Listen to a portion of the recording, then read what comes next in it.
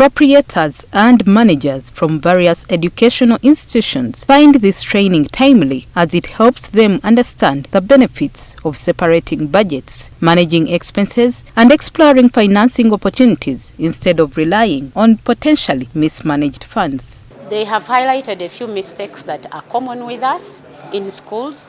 For example, people do not take into consideration expenses that are incurred before they begin schools or before they begin projects. So they sometimes overestimate or underestimate their incomes because they have not accounted for some of the expenses.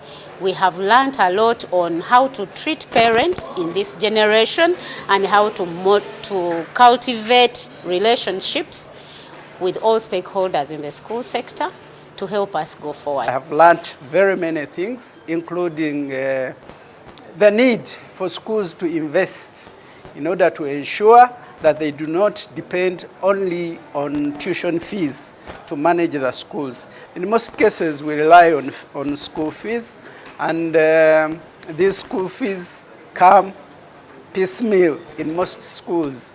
Therefore, we need to have a permanent source or a guaranteed source of revenue in order to provide students with materials and the services they need. Olga Biribonwa, the head of public sector at Stanbic, emphasizes that educational institutions must adapt their approaches to align with evolving trends, particularly in light of the current economic challenges. This shift in mindset is crucial as schools navigate the realities of a tough economic landscape.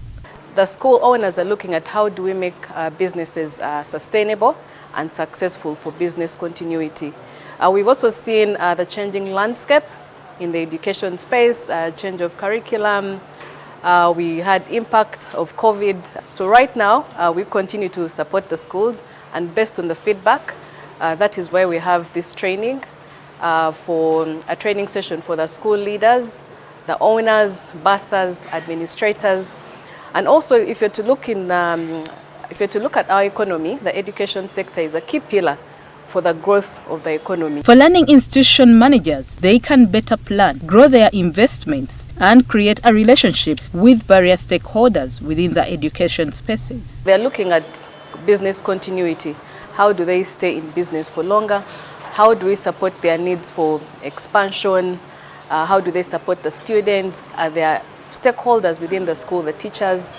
They're looking at risk management, and they're also looking at innovation, because there's a changing landscape. If you're to look in the country, there's a lot that's changing.